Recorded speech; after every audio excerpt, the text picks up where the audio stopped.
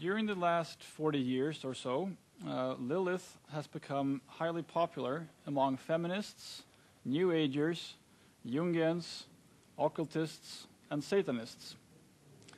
I'm sure you are all quite familiar with the Lilith figure and are aware of how she is presented in texts like the Alphabet of Ben Sira, the Zohar, and the Treatise on the Left Emanation. Your expertise when it comes to sources like these is of course vastly greater than mine, and they will not be the focus of this presentation. You may be slightly less familiar with how the figure was developed by Gentile writers and artists in the 19th century, but I shall not go deep into that interesting topic either today, though I have studied it quite extensively. Instead, I shall focus on how Lilith has been adopted by Satanists and adherents of the so-called left-hand path within today's esoteric milieu in the West. More specifically, this paper will explore how the old symbolism connecting Lilith with the death of infants has been reinterpreted into something positive by feminists and New Agers on the one hand, and adherents of Satanism and the left-hand path on the other. The former, I will argue, constitute an important context for the latter. Very briefly, for those of you not familiar with the Western left-hand path, it could be said to be a form of antinomian spirituality which arose to prominence in the 1970s and which focuses on the goal of self-deification.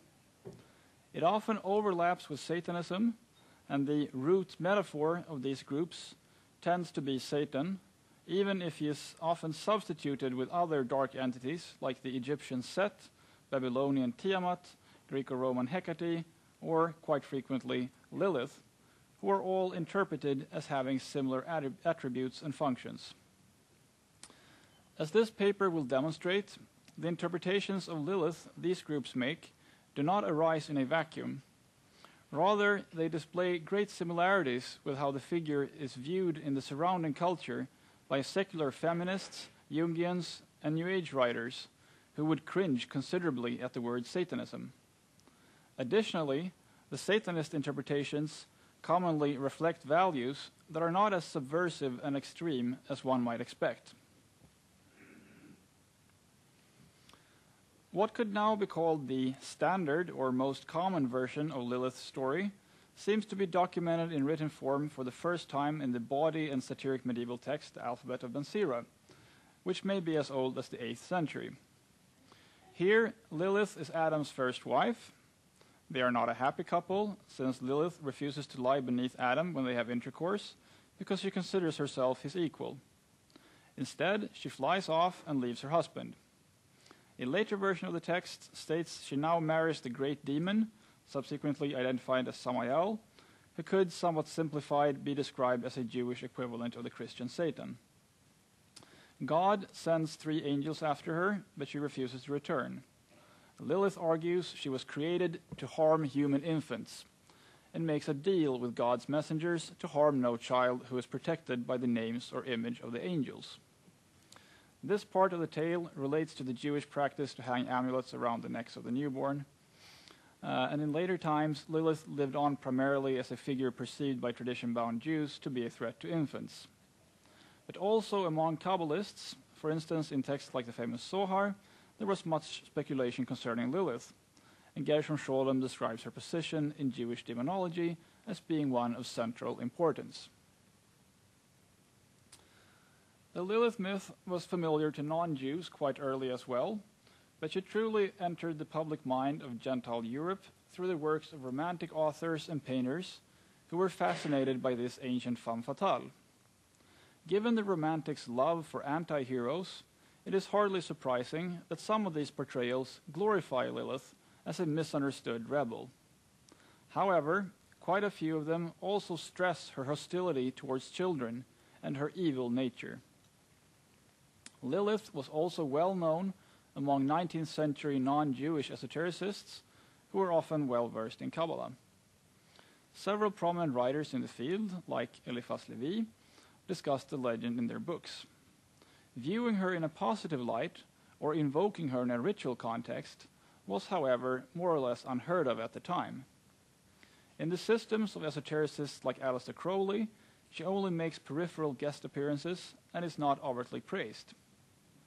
The earliest esotericist to more or less hail Lilith is probably Diane Fortune, who makes positive references to her as an initiator and independent woman in her 1956 book, Moon Magic. The first non-fiction writers to fully embrace her would turn out to be American feminists, especially Jewish ones in New York City. An article by Jewish feminist activist Lily Rivlin, published in Ms. magazine in 1972, was the text that sparked the interest in Lilith among feminists. Rivlin here establishes several of the leitmotifs of contemporary celebrations of Lilith, claiming that she has her origins in older goddess cults that have become distorted by patriarchal inversion, a term she borrows from Joseph Campbell, of course. She also provides a counter-reading of Lilith's relationship to children, asking, quote, "Is it not possible that Lilith's intention of visiting babies is not to harm them, but to sustain them?" End quote. Another important early article about Lilith was Judith Plaskow Goldenberg's The Coming of Lilith, which constituted the epilogue in the 1974 anthology Religion and Sexism. This is a poetical retelling of the tale from a feminist perspective, with Lilith appearing as a distinctly non-demonic but uppity woman. Most important for making Lilith a feminist icon, however, was surely the 1976 advent of the still ongoing New York-based Jewish feminist magazine named Lilith, where the editorial for the first issue declares that the figure has been unjustly demonized. Why, then, did feminists embrace Lilith at precisely this point? Many other female entities had become feminist icons much earlier, but none of them quite so dark and demonic as Lilith. In spite of the attempts to whitewash Lilith, some demonic traits tend to linger even in the most favorable depictions of her. Well, why then? The early 1970s was the point in the history of feminism when a significant amount of women started embracing more violent sides of themselves, as well as allowing for harsh expressions of resentment against men. As an example, though perhaps not exactly representative of mainstream feminism, Valerie Solanas had published her infamous Scum Manifesto in 1968, a couple of years before Lilith became fashionable. Her manifesto can be seen as an indication that this was not quite your grandmother's blue-stocking feminism any longer, and that the time was ready for Lilith to enter the stage. The fact that the esoteric milieu also really picked up on the idea of Lilith as a heroine around that specific time was probably to some extent a product of the interest taken in her by feminists, and the re-evaluations actually do share many traits. There are also clear differences, however. Feminists, as well as New Agers, tend to view Lilith primarily as part of every woman's psyche, thus often reducing her to a mere psychological symbol. More classically esoteric writers typically consider her an actual spirit or goddess. They are usually not inclined to view her simply, as one New Age writer does, as, quote, "the voice who demands absolute equality in whatever situation we find ourselves, relationship, job, family, group, and so on," end quote. Or an entity who, quote, "was slandered as demoness, seductress, and child killer, much as many women today leave abusive relationships only to be called bitches and whores or to have their children taken from them," end quote. Esotericists typically focus on mystical knowledge and lofty arcane symbolism instead of, in their opinion, banal things like equality at work or post-divorce conflicts. But for the feminists, this everyday relevance is the very point.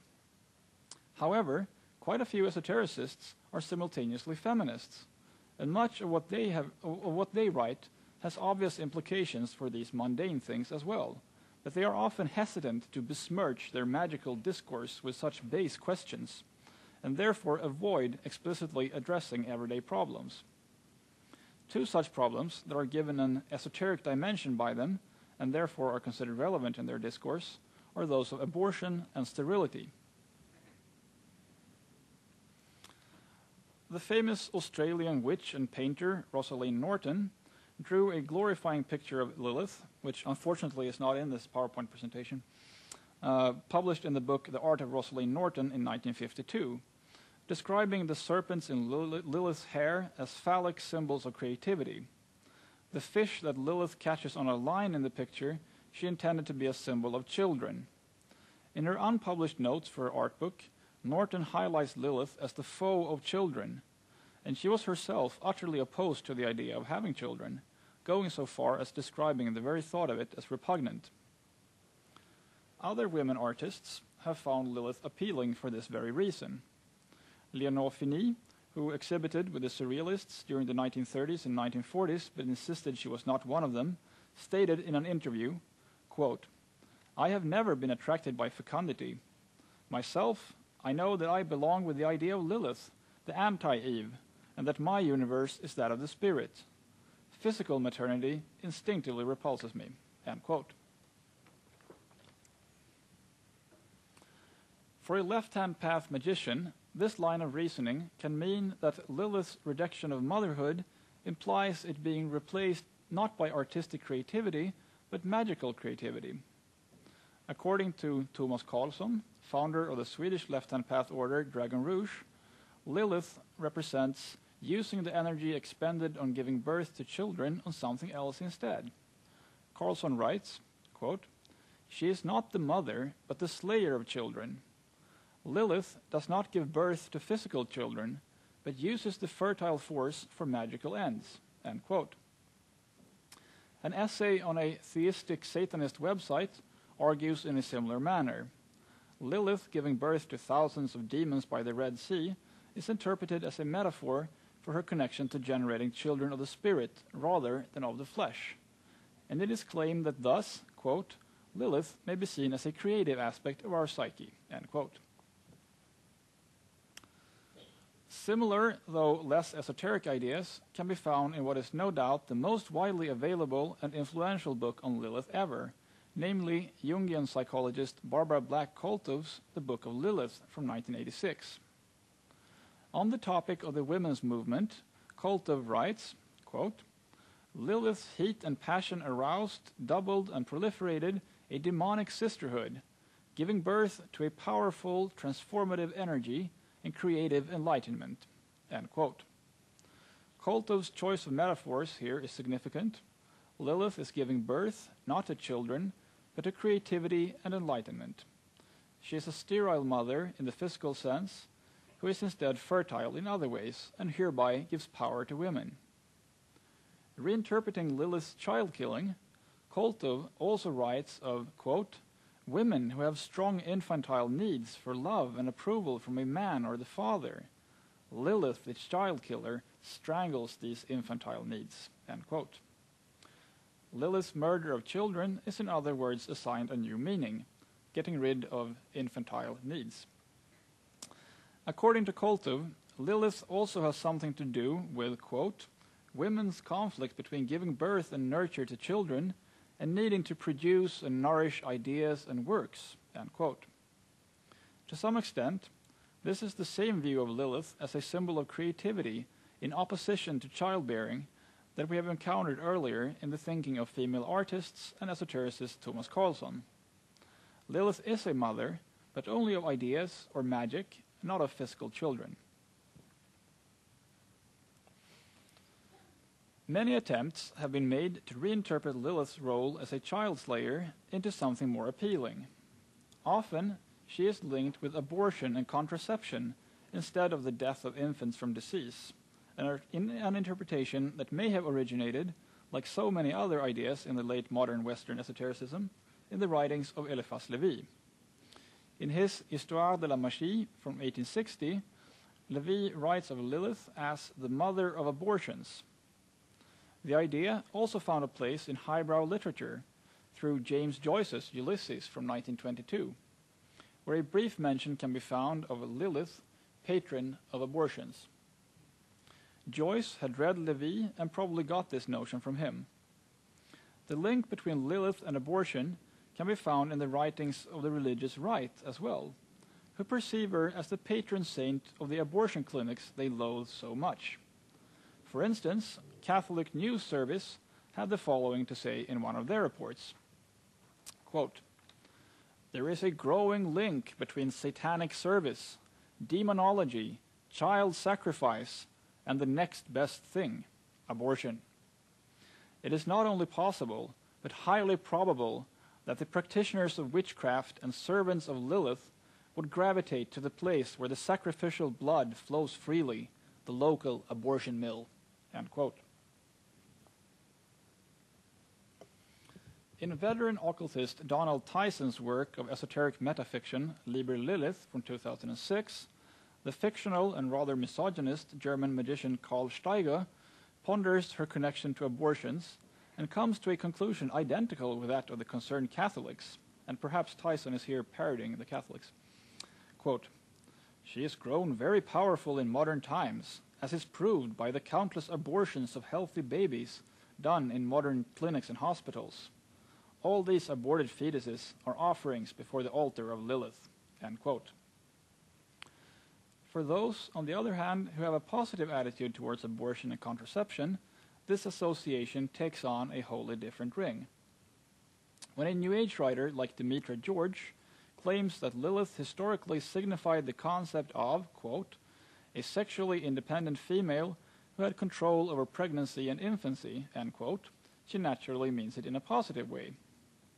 Feminist Deborah Gran Scott suggests that Lilith, quote, "was invoked by women who chose to self-abort, for courage, as a means of absolving themselves to themselves, or to have someone to blame if their act was discovered. Fearing retribution from the husbands, fathers, clergy, or legal authorities who ruled their lives, women could turn to Lilith as a comfort or co-conspirator." End quote. Many Satanists, on the other hand, don't bother to get involved in lengthy explanations, and for instance, the website of the American group Joy of Satan simply declares, after having stated Lilith is the patron of strong women and a goddess of women's rights, that Lilith also stands for abortion rights and birth control, phenomena they obviously find good. Asenath Mason, who is head of Lodge Megan, a former Dragon Rouge lodge in Poland, writes about Lilith as an initiator on the left-hand path, who helps the initiate be reborn from the confines of our physical world to godhood in a world beyond it. In this, she clearly follows her mentor, Thomas Karlsson.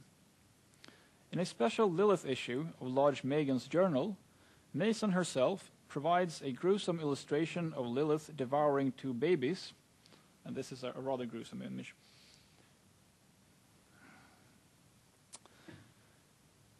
Mason here describes Lilith as a goddess of abortions, a designation it is perhaps significant that the female Pole, Asenath Mason, uses, but the male Swede, Thomas Karlsson, does not. A goddess of abortion is a meaningful figure, above all in countries where such child killing is a contested phenomenon, like Poland and the US. In Poland, we must remember, abortion remains illegal. In Sweden, on the other hand, where abortion since long is an unassailable right for women, this aspect of the figure has not been brought to the fore as much. One reason could be that the antinomian value of a goddess of abortions, of course, is considerably much lower in Sweden. This is not to say that antinomianism is necessarily the whole point. Quite often, Lilith is rather a figure who ties together a view held by most of the population with the dark and demonic symbolism wanderers on the left-hand path find so appealing. Letting a demoness symbolize a liberal and very modern standpoint like pro-choice makes the political opinion somewhat more interesting and suitable to propagate in the context of an esoteric, dark new religion. As an example, consider the Church of Azazel, which has emerged as one of the more stable and thoughtful theistic Satanist groups. In a text titled "There's Something About Lilith," one theistic Satanist writes, Lilith is praised by women who value their right to both prevent and terminate pregnancies. In today's day and age, Lilith may perhaps be appropriately called the goddess of contraception, abortion, sodomy, and sexual equality. Each of these things have been condemned as evil and against God in ages past, but they have each become acceptable and commonplace, for the most part, in 21st century Western culture." End quote.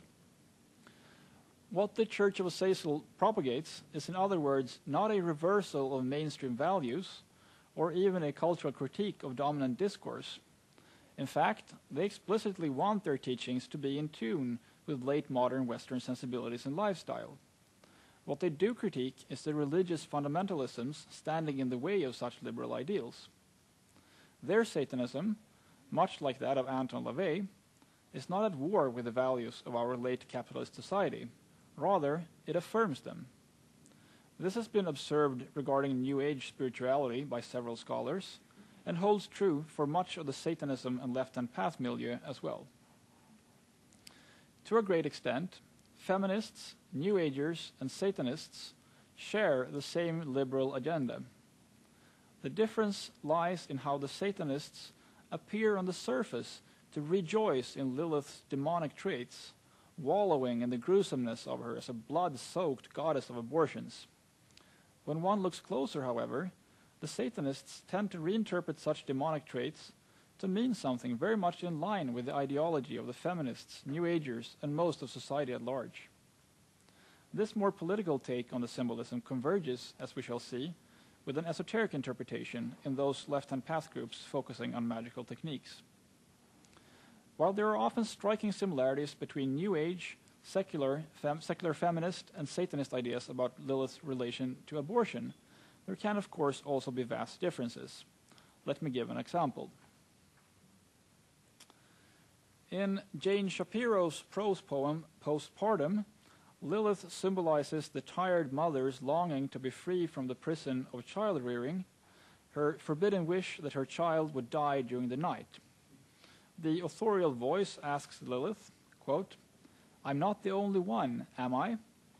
There must be others like me, who, in the early hours, empty their breasts and swear, 'This is the last, not another drop more.'" End quote.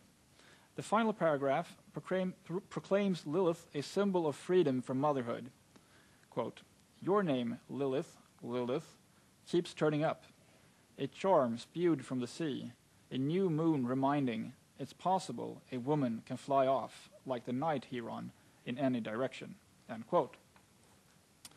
Comparing Shapiro's poem of mundane anguish to a satanic example of a distinctly esoteric and transgressive nature demonstrates how far removed the different discourses on Lilith are at times. And here comes a really disgusting image. In the Temple of the Black Light, one of the most radical satanic groups, where two of the founders are convicted murderers, Lilith's connection to abortion and the death of infants is interpreted as a symbol of what they call anti-cosmic Gnostic ideals, rather than related to women's rights to their own bodies or the secret pains of motherhood and related themes that would be emphasized by feminists. This is the Temple of the Black Light's altar picture of Lilith, which they describe with the following words. In her middle right hand, she holds a hanging noose made out of an umbilical cord. In this noose, a fetus is hanged by the neck. This represents Ama Lilith's connection to abortion, crib death, the stillborn, and barrenness in woman. These things represent her as the dark mother that gives birth to death, and through death grants rebirth into her own kingdom. The hanged fetus in her hand represents how Ama Lilith acts as the antithesis of cosmic procreation, and shows that she is the one that stops the emanations of the motherly moon of Yesod before they can fully manifest in Malkuth. Here, the mundane death of children is seen as a symbol of a negation of the creative powers of the cosmos. English occultist Kenneth Grant's idea that Lilith's child slaying is the killing of, quote, thoughts, babes of the mind, in order to achieve the natural state of pure consciousness, end quote, is somewhat similar, though considerably less gruesome and hateful towards all of creation. The Temple of the Black Light, it must be said, are an aberration in the satanic milieu.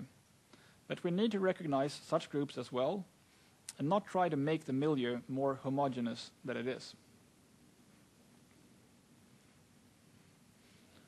Lilith's connection to Samael, or the devil, as his mate, or less commonly, his mother or daughter, is strongly emphasized by most Satanists.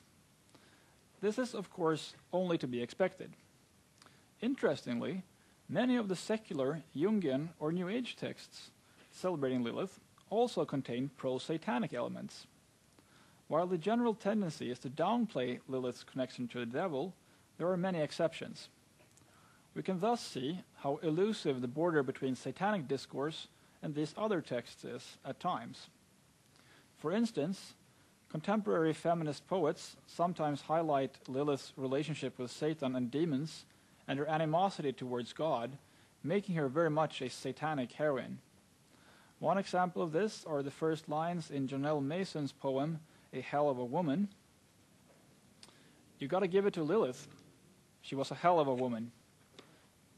Said she'd rather fuck demons on the beach than lie under the belly of that whiner Adam, and flew from paradise.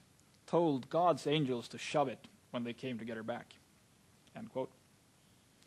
Even more overtly satanic ideas about Lilith also circulate outside the Satanist and left-hand path milieu. In an essay on a religious tolerance website, Kate Lenhart writes, quote, "Lilith refused to play second fiddle to Adam simply because he was male, so God cast her out of the garden, and she wound up marrying Satan. Women's rights, anyone? If Satan married Lilith, who clearly had a good head on her shoulders, we can assume that Satan is not sexist, nor does he believe in suppressing women. As a woman in the 21st century, it is easy to see this as a winning quality." End quote. This is quite close to a text on Diane Vera's theistic Satanism website entitled "There's Something About Lilith," where a theistic Satanist writes of Satan as Lilith's non-oppressive consort. Quote, "Lilith refused to be Adam's sex slave, so she just got up and left the Garden of Eden by her own free will. She came across the Prince of Darkness and other demonic entities, and she ended up sleeping with all of them. Presumably, old Snakey had no qualms about letting the woman be on top." End quote. We can find comparable ideas in contemporary fiction as well. One example being Jackie Kessler's short story When Hell Comes Calling from 2008. Kessler depicts Adam as a brutal rapist who has God on his side, and Satan as a melancholy and gentle being who helps Eve break free by giving her knowledge. When she decides to willingly become one of Satan's helpers, she assumes the name Lilith. In an article in a magazine for experimental and fantastic fiction, Menke Katz proclaims that Lilith is the angel of sin sent by Satan to free men from the manacles of humdrum sex, to bring every man her love, which is like wind through fire. In a Jewish context, celebrating Lilith can become almost like Satanism in a Christian context, as evidenced in Shoshana T. Daniels' poem, Sonnet for a Jewish Woman, quote, "I tore off my Star of David, whispered, 'Come to me, Lilith,' waiting for a lover in exile, kiss of the demons." End quote. There are some themes that are often present among non-satanic writers which have a distinct satanic slant.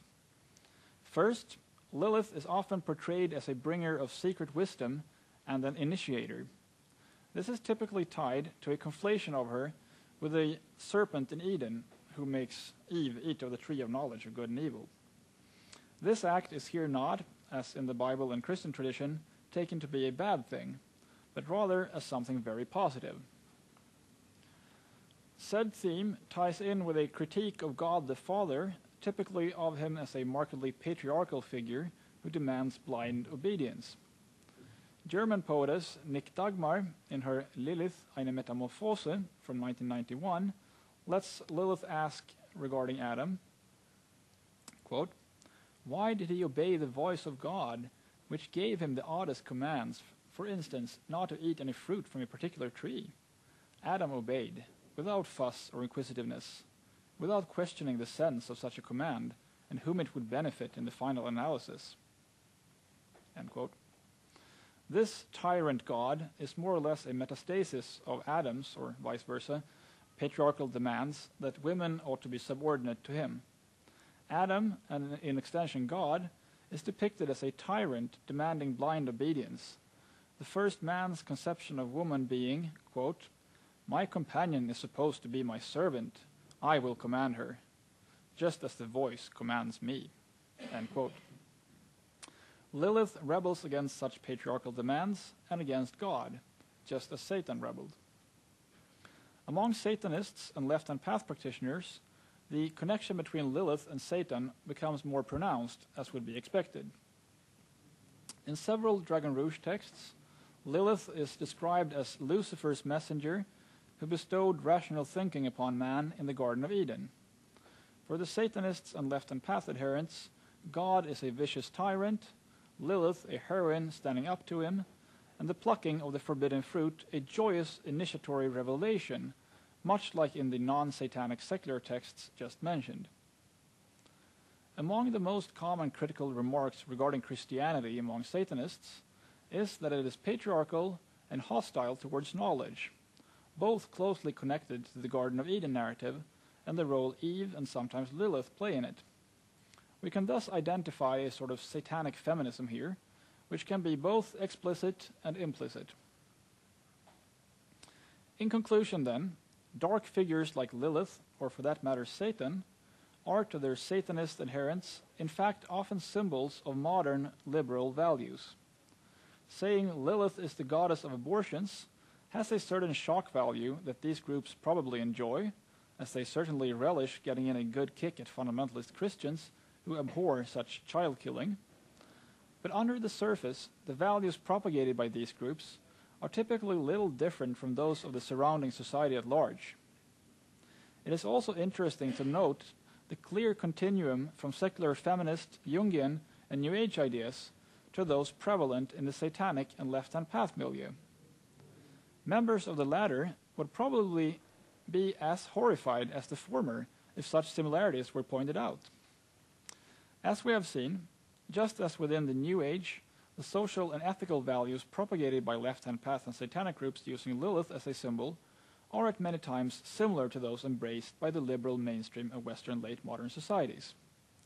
The figure then affirms rather than subverts societal norms. But in less liberal countries, Lilith can also function as a tool for satanic cultural critique, as in the case of the Polish Dragon Rouge Lodge, where the country's anti-abortion laws are attacked by celebrating Lilith. Now, in this presentation, I have not been able to fit in any of my fieldwork material, but just to give you a tiny taste of what Lilith worship can look like in practice, I will finish with 2 photos of the altar to Lilith in the home of one of my informants.